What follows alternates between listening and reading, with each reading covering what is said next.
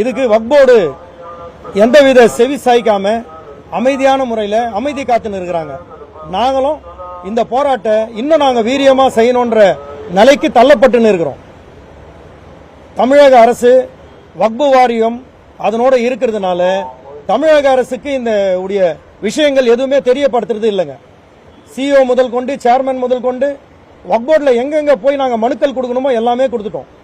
எங்களுடைய ட்ரஸ்டிங்க எங்களுடைய ஹைகோர்ட்டுடைய 1909 கொடுக்கப்பட்ட ஜட்ஜ்மெண்ட் ஆர்டர் என்னன்னாக்கா யார் யார் எத்தனை நாள் உட்கார்றாங்களோ அத்தனை நாள் முத்தவல்லிங்க. ஒருத்தர் 10 நாள் இருக்கலாம் 30 நாள் இருக்கலாம், அவங்க எல்லாமே அந்தந்த நாள் முத்தவல்லி. இதை வக்ஃப் வாரியம் ஒரு நபர் அவங்களே நியமிச்சு முதன்மை முத்தவல்லின்னு சொல்லி எங்களுக்குள்ளவே ஒரு பிரிவினையை ஏற்படுத்தி சையத் மசாருதீனின் தூண்டுதலில் எங்களை சொல்லனா தொல்லைகளை கொடுத்து இருக்கிறாங்க. இந்த